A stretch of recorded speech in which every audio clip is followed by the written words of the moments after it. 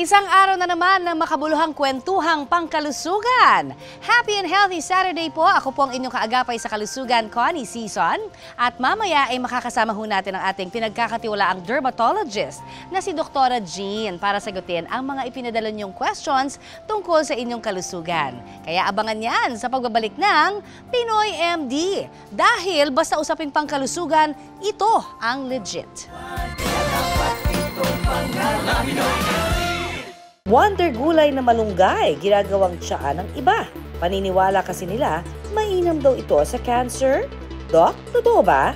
Kuha sa CCTV, e-bike na nakaparada, humarurot sakay ang isang bata. Kumusta na kaya siya ngayon? Samantala, narito muna ang ating dermatologist na si Doc Jean para sagutin na nga po ang ilang mga usaping pangkalusugan na inyong ipinadala sa aming FB page. Good morning, Doktora! Good morning, Connie, and of course, good morning po sa lahat ng mga nanonood ngayon ng Pinoy MD. Doktora, eto na ang unang tanong ha. Okay lang ba, Doc, na araw-araw daw siyang mag-conditioner? Ang tanong na yan mula naman kay Loridel Solera Sadhe. Alright, Loridel, alam mo ang conditioner is actually designed to soften the hair strands, no? Hindi siya talaga panglinis kagaya ng shampoo, hindi siya panglinis ng scalp. So may tamang paraan lamang ng paglagay ng conditioner. Ang sabi nga nila, after a shampoo, then you use the conditioner at the tips of your hair lamang. Dito lang sa tips, no? Kasi pag nilagay mo yan directly on the scalp, it can clog the pores, the hair follicles on the scalp. Pwede kang mag-dandruff, no? So, dito lamang. And yes, pwede namang araw-araw maglagay niyan. Especially dahil nga lang ito nilalagay dun sa dulo ng ating hair strands. Back to Dr. Jean tayo. Doc, ito, totoo ba na nakakaganda naman ng balat ang pag-inom ng contraceptive pills? Ang tanong mula kay Kath. Kat, ang oral contraceptive pills are not designed to improve the skin, no? Kaya sinasabing oral contraceptive pills, actually, it is a contraception or pang-iwas na magbuntis ang isang babae or to control hormonal issues or imbalances, no? Yun nga lang, ang oral contraceptive pills have been proven also to improve acne, no? In some patients, no? So, in some patients, yung mga hindi nagkakaroon na ng effect ang mga topical, no, acne medications, and kung ano pa yung na-try, it is the last resort actually, no. So, with patients who have hormonal acne, nagbibigay ng oral contraceptive pills. Kasi nga, kapag tayo may tagyawat, the androgen hormones increases and it increases the sebum production or oil production, which can cause clogging of the pores and can cause acne. Now, the oral contraceptive pills have estrogen, which can actually lower the effects of the male hormone or the androgen. So, it decreases oil production. No? Oral contraceptive pills actually helps to control acne in some patients, but it is not the first line. It's actually a last resort for patients who have hormonal acne. Because you cannot actually use oral contraceptive pills for the skin long term, it has side effects.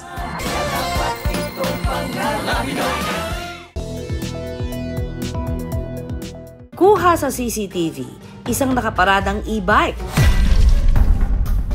Humarurot sakay ang isang bata. Samantala, back to our Facebook question pa rin tayo, Dr. Jean. Paano raw ba mawawala ang red patches o scars na naiwan ng mga kagat ng lamok? Tanong yan ni Dash. Alright, kapag ikay kinagat ng lamok, maaaring magkaroon ka ng allergic reaction to it. And the initial reaction or the initial appearance of the allergy is actually swelling, pamamaga, pamumula. And dun sa gitna, may nakikita ka actually bite or parang butas, no? So, dun mo malalaman kung isang lesion is an insect bite, no? So, initially, yung swelling na yan and redness, it occurs for about 3 or more days, 3 to 7 days, and some 10 days, no? And after which, magkakaroon na tayo ng tinatawag na pigmentation or pangingitim and magsusubside na yung pamamagang yon. So, there's a process of healing, no? So, kung yung mga insect bites mo ay namumula pa, huwag mo muna lalagyan yan ng mga whitening products. And wala muna dapat na mga whitening treatments or scar treatment. Dapat, ibig sabihin yan ay hindi pa totally healed yung iyong insect bites. So what do we give? No, we actually give kung makate, antihistamine, kung namumula pa, pwedeng steroid cream, or kung sobrang pamumula, oral cortisone or oral steroid. No? And then, pag nangingitim na siya, then we can use mga whitening creams and mga whitening lasers. Kapag sinabing malunggay, pang-ulam na, pang-pandesal pa. Pero ang wonder gulay na ito, pwede rin daw gawing tsaa na paniniwala ng iba. Alternatibong gamot daw sa cancer? Ang tanong, Dok, totoo ba? Yan ang aalamin natin mamaya. Para sa 35 taong gulang na si Vivian, you can never go wrong daw talaga sa gulay na malunggay. Bukod sa masarap pansahog sa mga ulam tulad ng tinolang manok, ginagawa rin daw niya itong tea o tsaa na paniniwala niya mabisang gamot daw sa ilang karamdaman. Nakita ko doon yung mga benefits ng malunggay. So ayun po, tinry ko kung talagang effective siya. Ayun po, inumpisan ko na po noon uminom ng tsaa. 2018 daw nang may makapa si Vivian na tila bukol lasing laki raw ng holen sa kanyang kanang dibdib. Isang araw po, kumikirot po dito sa bandang kanang dibdib ko. Tapos po nakakapa ko na parang may jollen, kalaking bukol. Sa takot ni Vivian na baka magka-cancer, napa-search siya online ng pangontra dito. At ang kanya raw natuklasang gamot, tubig na pinagpakuluan ng malunggay o yung malunggay tea. Sabi po kasi sa napanood ko ay mabisa daw pong gamot sa mga bukol ang malunggay. At yun po, inumpisahan ko rin. Mabisa daw pong gamot sa mga cancer, sa mga skin disease. Kaya po, tinry ko din po. Ayon sa lifestyle medicine expert na si Dr. Mabel Tuesday Capistrano, may benepisyong pangkalusugan na dala ang malunggay. Ang malunggay or ang Moringa oleifera na nagsimula po sa India ay for so many years, alam po nila na ito ay maraming medicinal properties, no? Hindi lang po siya ginagamit bilang pagkain, pero ito ay mas nakilala po dahil nga sa mga health benefits. So punong-puno po siya ng antioxidants, phytochemicals, ng vitamins, minerals. Pinoprotektahan daw kasi ng antioxidants ang cells mula sa pagka-damage. Yung antioxidants, ito po ay parang mga scavengers, no? So tinatanggal po niya yung mga free radicals na nagkakos po ng inflammation sa ating katawan, anti-inflammatory. So ang inflammation po, ito ay known na nagkakos ng mga cancer, diabetes, even obesity, malnutrition. Masustansya na, tipid pa. Si Vivian kasi, sa gilid-gilid lang ng kanilang bahay, pumipitas ng mga dahon ng malunggay. Ito po yung pinanguha ko kanina malunggay, tapos po hinugasan ko na pong maigi, pinapagpag, so kailangan natin hugasan maigi. Tsaka papakuluan ni Vivian sa tubig ng 15 minutes. At pagkatapos ng 15 minuto, pwede nang inumin ang malunggay tea. Matapos ang ilang buwan ng tuloy-tuloy na pag-inom nito, paniniwala ni Vivian, ang bukol na kinatatakutan niyang maging sanhi ng cancer, unti-unti raw nalusaw. Hindi na siya kumikirot, wala na rin po yung pag kinakapa ko, wala na din po yung bukol. Ayun po, tinuloy-tuloy ko lang po yung pag-inom nun. Bukod sa bukol sa kanyang dibdib, madalang na rin daw siyang sumpungin ng pananakit ng ulo o migraine. Tuwing sumusumpong po yung sakit ng ulo ko, ay iniinuman ko lang din po ng malunggay tea. Pag-amin ni Vivian, hindi raw siya nakapagpa-check up simula noong umiinom siya ng tsaang malunggay. Kasagsagan ng pandemic, nawalan pa ng trabaho ang mister ko, kaya wala po kaming pampa-check up noon. Kaya naisipan ko pong maghanap na lamang ng mga pang-remedyos na maaring makagamot. Nagtry po ako ng mga herbal.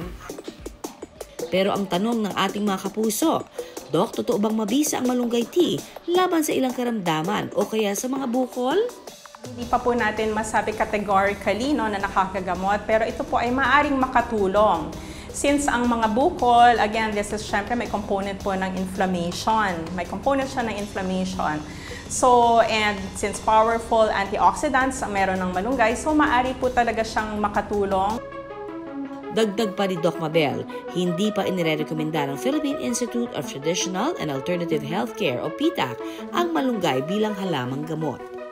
As of now, hindi pa po kasama ang malunggay doon sa accredited po ng PITAC. Although very famous na po ang kanyang supposedly medicinal benefits, therapeutic benefits.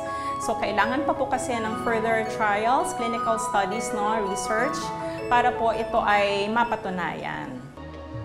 Kaya paalala ni Doc, mas mainam pa rin magpatingin sa mga eksperto, lalo na sa mga kondisyon o sakit na may kinalaman sa bukol o mas sa katawan. In case po na tayo ay may makapa na kahit anong bukol sa anong parte ng katawan natin, ang number one pa rin po niya maganda, tayo po ay kumonsulta pa rin sa ating doktor. Kung may pagkakataon din po, nais ko din pong ipa-check up para po makasigurado ako kung talagang wala na po, pati po yung pananakit ng ulo ko. Gusto ko rin po malaman kung ano pong sanhi talaga.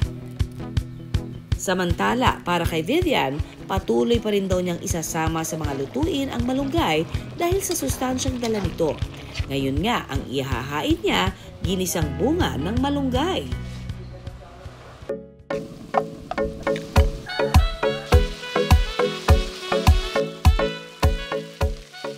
Hintayin na lang po natin siya mag-brown.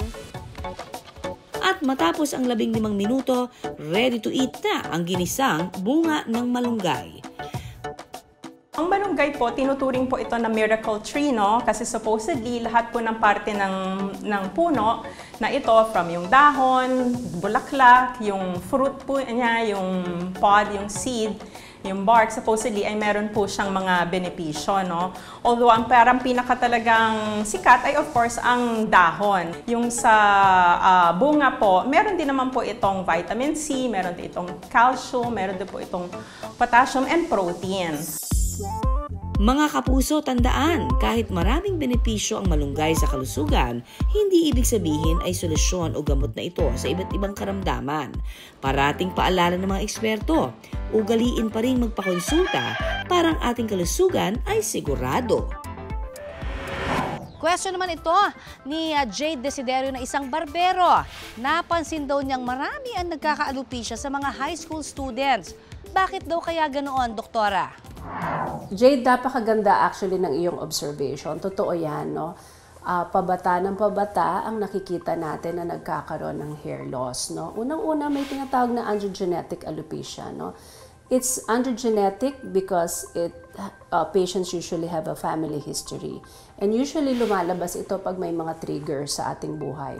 Kagaya niyan, isa dyan ay stress, Ngayon, during stressful times, nagkakaroon ng hair loss because of the inflammation that's happening and possibly the loss of nutrients. Kapag stress out ka, hindi kumakain ng tama rin, So ngayon, nagkakaroon ng hair loss. And karamihan ng mga kabataan, laging nagpupuyat and they're so stressed out, And of course, possibly, yung mga foods, Yung mga kinakain ngayon ay hindi na healthy, always readily available, processed, kain ng kain sa labas, Wala na talagang tamang sustansya. And of course, pwede rin naman kasing sa mga dami rin na pwedeng ginagamit ng mga hair products ngayon or mga hair treatments, Or could be also hormonal, Hormonal issues, Marami na rin nagkakaroon ng hormonal imbalances sa mga kabataan, Or sometimes may mga thyroid problem na kababata pa, That's also connected to hormones. Kapag mataas ang stress level mo, the cortisol hormones can get affected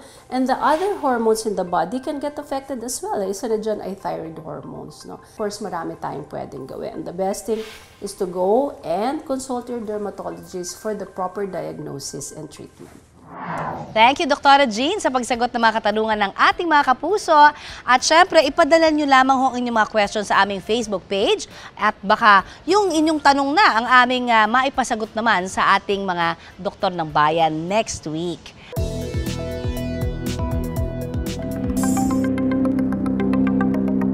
Malaking tulong ang e-bike para sa 35 anyos na si Mars. Binili namin tong e-bike na to para magamit sa pamamalengke, para makatipid kami sa pamasahe. Kapag namamalengke kami, lahat na ilalagay na namin dyan eh. Unlike yung pagka mag-commute kami, konti lang yung nabibitbit namin.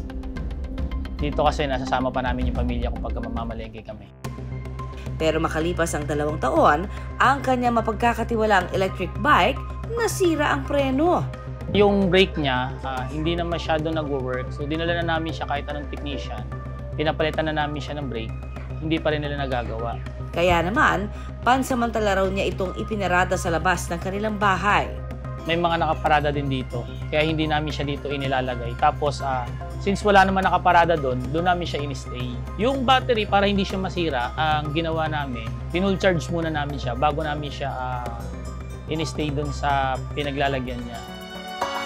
Pero, di raw inakala ni Mars na ang nakaparadang e-bike pagmumulan pa ng problema. Sa kuha ng CCTV camera, makikita ang pamangkin ni Mars na 3 taong gulang na sumakay sa nakaparadang e-bike.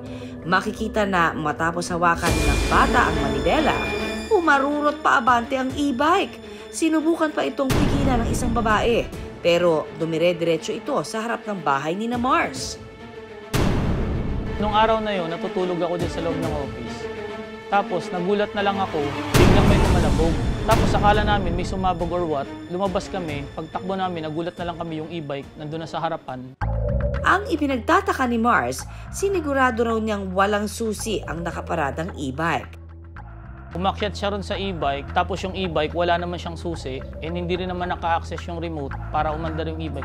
Nagulat na lang kami pagsampa niya, biglang umandar yung e-bike, tapos nagkaroon ng malakas na kalabog.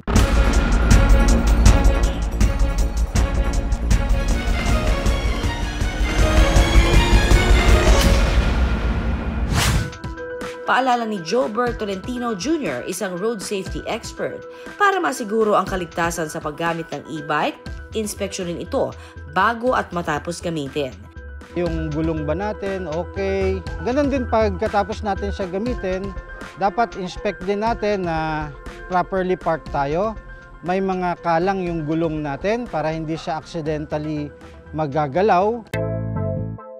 Siguraduhin din na walang nakasaksak na susi rito. Siguraduhin natin na hindi naka-on at hindi naiwan. Kahit hindi naka-on, naiwan mo naman yung susi, baka magalaw pa rin yan. So, mas maganda na dala-dala natin yung susi at naka-off yung sasakyan natin. Iparada rin ito sa ligtas na lugar at lagyan ng harang para hindi makasakay, lalo na ang mga bata. Pagka nasa proper parking area siya, una, safe na yung sasakyan natin. Wala tayong pangamba na may mga aksidente na mga tao, mga pedestrian. Samantala, ang bata sa CCTV video,